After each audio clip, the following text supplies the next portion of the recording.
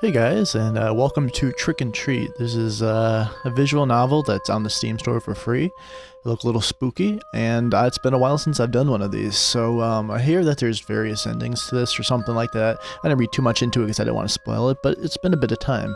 So let's get into it.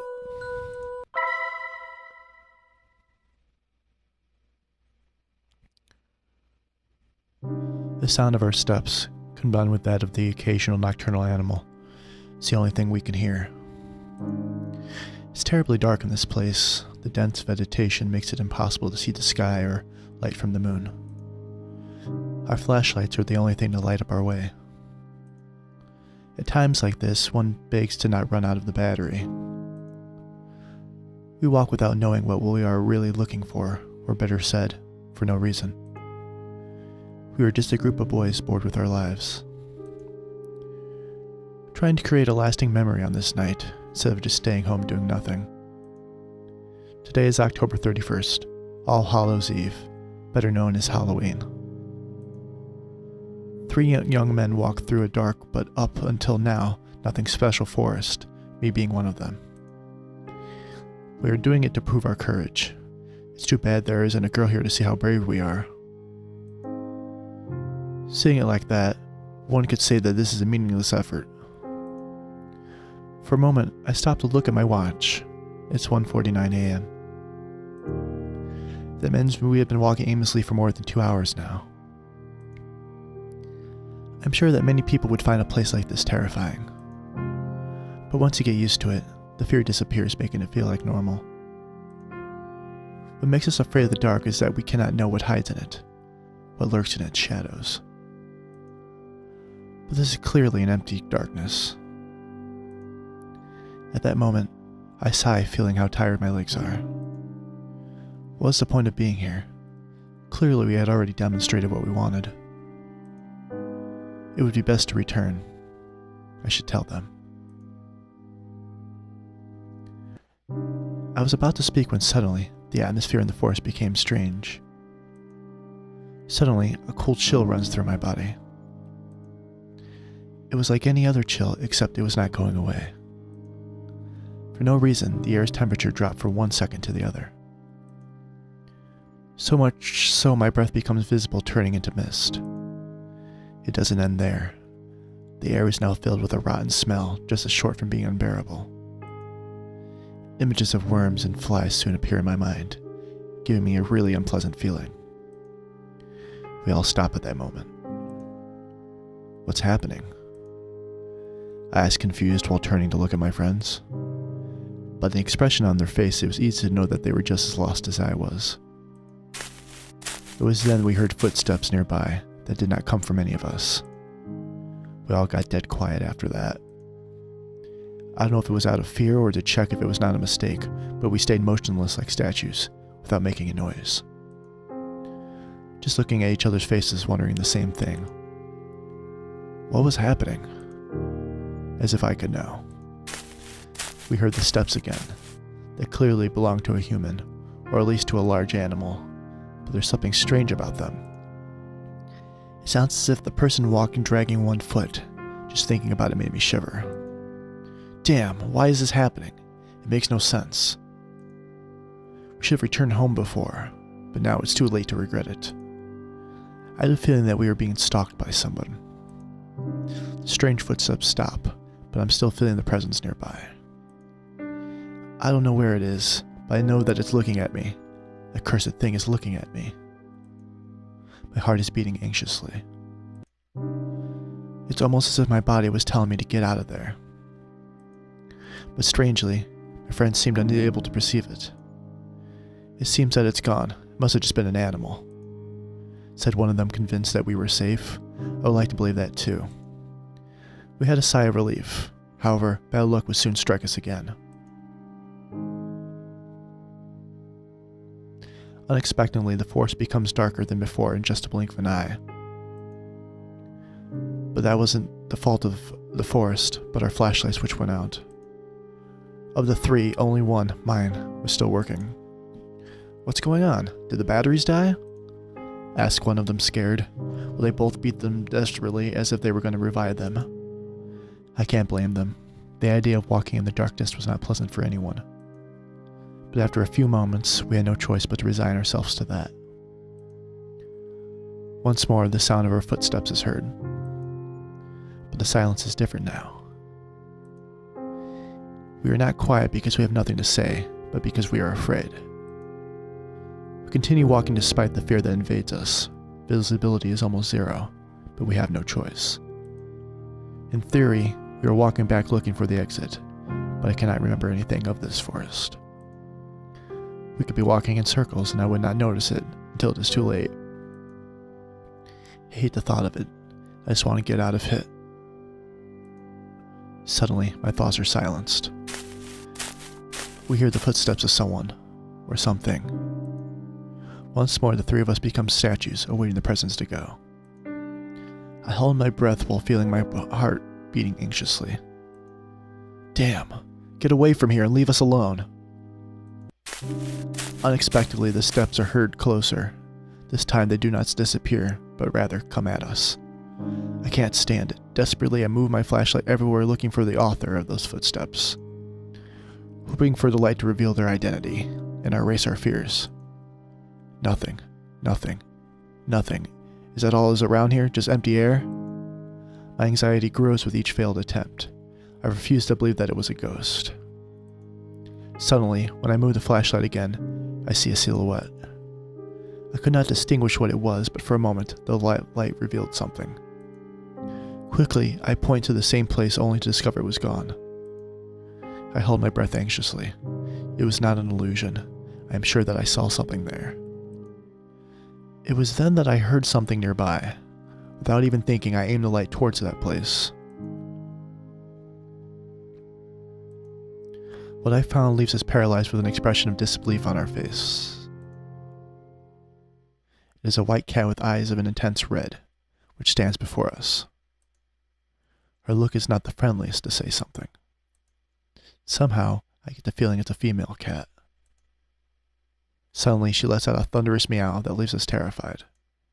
It sounded more like a lion roaring. I'm sorry, guys. Hold on 1 second. That leaves us sound more like a lion roaring more than a simple cat. The echo of her meow was heard throughout the forest, making it sound more sinister than it should be. It was then that suddenly an inexplicable force hit us three. I fall to the ground, and little by little my eyelids close. The fatigue becomes unbearable. I lose consciousness on the ground of the forest without knowing what was going to happen with me. Interlude. Before night falls.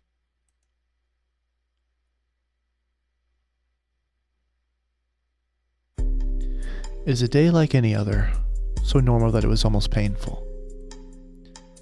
The only special thing that excited it is October 31st. Far were the memories when I was a kid and went out with my friends to ask for sweets from house to house. Just remembering it made me sigh. I feel nostalgic. Some things were better when I was a child, or at least seemed that way. There were some who had good costumes, whether superheroes or monsters. My friends and I, on the other hand, had to use our imagination. Creativity was our costume, you could say, no matter how funny it could sound. I remember that my mother once painted my face red and told me, "You would be the devil." But it seemed like she saw it that way. When we went from house to house, everyone said I was a tomato man. But those things didn't matter to me since we always had a good time. If I had asked for candy now, even if I had the best costume, I'm sure no one would give me anything. Except perhaps a scolding for acting like a child when I am 17 years old. But anyway, I can't stay in the past. I must live in the present, no matter how little exciting that may be. Back to reality. We are a group of friends who don't have any plans for today. We are still not old enough to go to a disco. And I doubt guys as us would have any luck in that environment. The other option would be go to a party, meet girls, and have fun. Everything perfect, except that nobody has invited us. Not being popular has its disadvantages. Hey Axel, let's have a couple of matches, what do you say? My friend Steven called my attention while playing with the game console. Rush Red, I believe that's what the game is called. A fast and quite complicated fighting game for me. I would normally agree to play with him, but for some reason I don't feel in the mood today. I have no desire to play. I reply with discouragement. I almost feel bad for doing it. Boring. The AI is no rival for me, Steven said with confidence. That you're playing on normal difficulty does not help your argument. I don't feel like losing, but if you want, you can challenge Alfred, I said, leading the attention to my other friend. I don't know how to play that, answered Alfred, doubting for a second. He is sitting behind the PC, but it seems that he isn't doing anything interesting. The screen only shows a lot of text. I think he's on Wikipedia. Hey, don't you have something more fun to do? I asked with discouragement without even thinking about what he was reading. Alfred looked at me surprised. The actual problem of society is that people are not interested in discovering the history. He's one of those pseudo-intellects always looking for any rare information that will appear smarter than the others. When we forget our past mistakes, we are doomed to repeat them. He added later. What are you talking about? The village is small and its story's not interesting at all. Nothing outside of the normal has ever happened in it. Alfred laughed mockingly after hearing that. Your ignorance is worthy of praise. He paused, filling his chest with pride. The very fact that it is a small town is the reason it's full of mysteries. Do you know that 20 years ago, on this date, a man disappeared? So, what about it? I asked without being impressed or even interested in the least. Things like that happen all the time in all places. As I thought, you don't know the history despite living in this very place, Alfred said while adjusting his glasses in an arrogant gesture. There's a legend behind the disappearance. That is what I was reading. After listening to him, I looked back at the computer screen with curiosity. It's then I noticed that it was not Wikipedia, but some other page. Come on, read this and learn a little, Alfred said, inviting us to read what was on the screen. Both Stephen and I moved closer to read it. Town of Abingdon, Oxfordshire Country, 1994. I should have had an Australian or British accent. I came to this town with only 4,000 inhabitants to support them in an investigation. Truth is that never in my life have I seen something this strange. I won't say your typical detective nonsense. I have seen thousands of strange things in my life. I have seen many crimes, yes, some difficult to solve, but all of them were human. Even if you don't know how they managed to perpetrate the crime, you know that they are people just like anyone else. In this case, I don't think I'm able to say the same thing. Truth is, I can't understand what happened.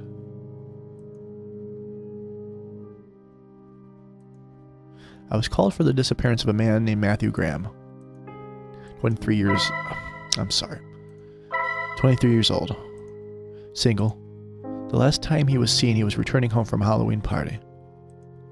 He had drank alcohol, but was still sober. Or at least that's what witnesses said. Anyway, this is not something which can be explained with a simple drunkenness.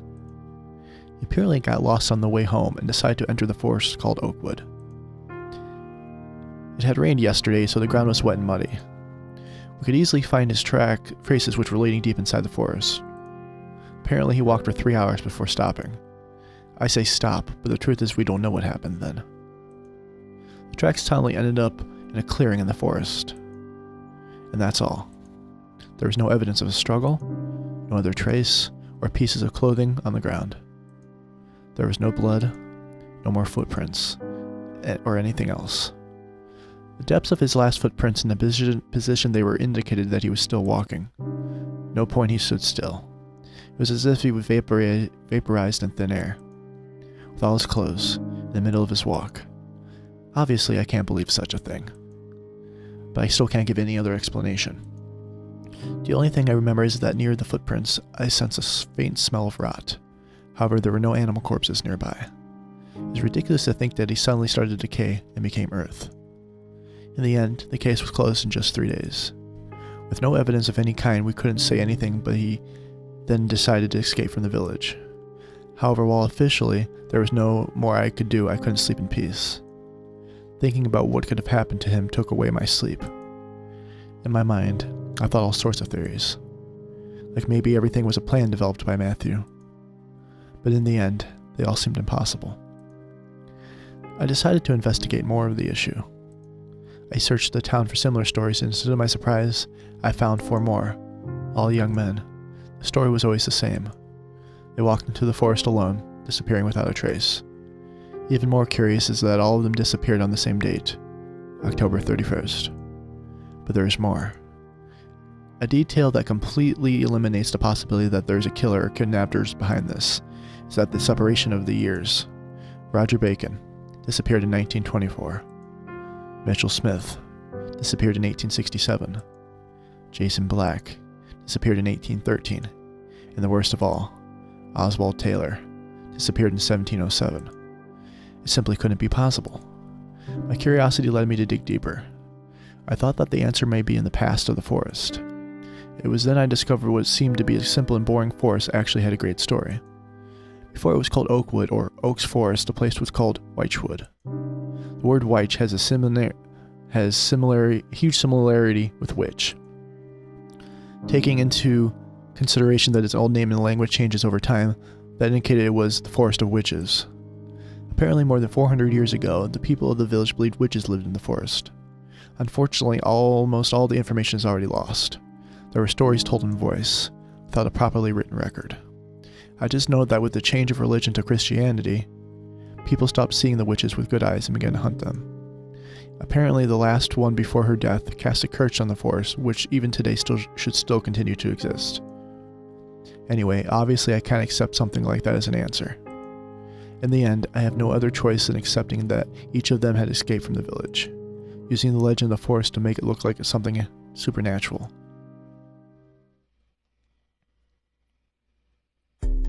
Interesting story. I didn't know that such a story was hiding in this town.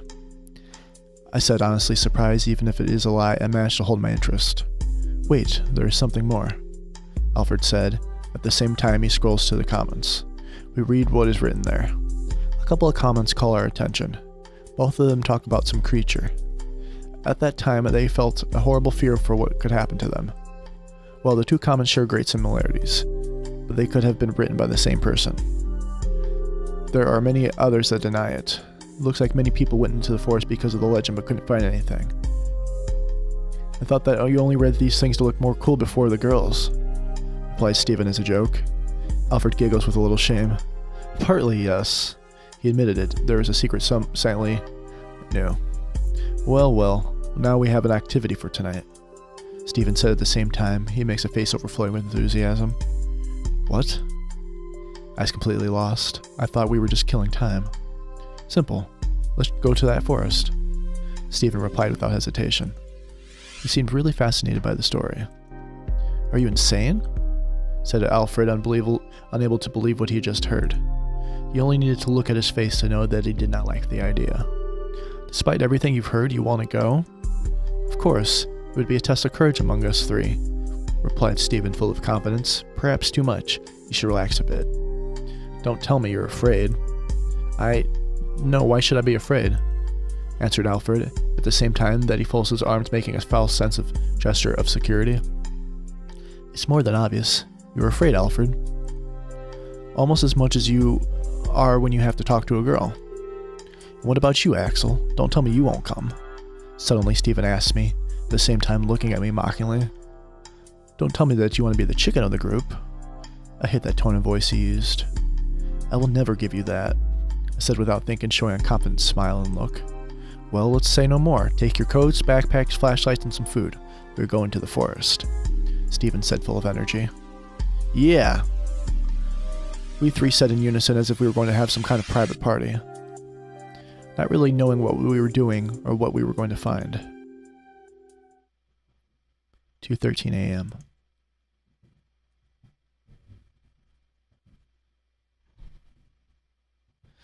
I woke completely confused, not knowing how much time had passed. My head hurts like hell, but I can't blame it. Fortunately, the pain goes away quickly, just as my confusion. Soon I come back to my senses. My flashlight is lying on the ground, shining towards the empty air. I immediately pick it up. It was my only protection against the darkness that surrounds me. Then I remember that Steve and Alfred were with me. Stephen, Alfred, can you hear me? Without thinking, I screamed their names, in the dark while trying to find them with my flashlight, but there's no trace of them. They are gone. Where the hell are they? And what the heck were they? Just happened? I really don't understand anything. Shit. We should have just stayed at home. This is not proof of courage. We could be in danger. I have to find them.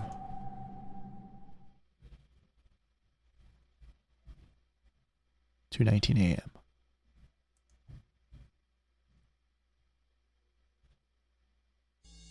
Little time has passed since I started to look for my friends, and I already can't stand this place. I'm going crazy in this forest. The darkness that covers it is unnatural. It is darkness that steals your own sanity, replacing it with anxiety. To make it worse, the air is damp, and as cold as winter, carrying a strong winter rot smell, as if there were corpses of animals hiding throughout the forest. The atmosphere in this place is oppressive. With every step you take, it makes you more uncomfortable. Since I started to look for my friends, I felt that something is watching me, but there is nothing. I sigh with my voice full of frustration. I just want to get out of here. I continue walking, devoid of any hope. No matter where I look or how much I walk, I find nothing. I can't even hear the sounds of animals. Rather, it seems they are already dead and rotting. No, I have to calm myself, I said to myself. I stop for a moment to rest. I breathe deeply, but the rotten air of this place does me no good. I merely start to cough as if I had something stuck in my throat. Shit, what am I going to do? This cursed forest seems endless. And even if by miracle I escape, I cannot abandon Stephen and Alfred. I'm really screwed up. Again I sigh, feeling on the verge of tears. My frustration is building up, but I have to do my best to keep calm. If I fall into despair, then there is no doubt I will be joining the list of missing persons. In the end, I decided to keep walking. Step by step, I should get somewhere. At least I was convinced that staying in the same place would not do me any good. Even if it was only to deceive myself feeling that I am doing something, I wanted to continue walking. Time passes without any changes. Only the sound of my footsteps can be heard. Knowing that as soon as you stop you'll be surrounded by a dead silence is a good incentive to keep walking. But my legs were already hurting. Suddenly, I hear a crack at my feet. Instantly, I take a step back and look below to see what made that noise. What is this? I whispered to myself, surprised discovering I had stepped on animal bone. I believe that it is from an animal, although I do not rule out the possibility that it belongs to a person. But for my own good, I prefer not to think about that. An expression of anguish is drawn on my face. It is best to ignore it. I have to keep walking. Suddenly, my flashlight reveals something. Without hesitation, I point towards there again. Only to realize with surprise that it's the white cat. The one from before which made that awful meow, but this time I find it lying on the ground. It appears to have fainted and is wounded. Then what should I do?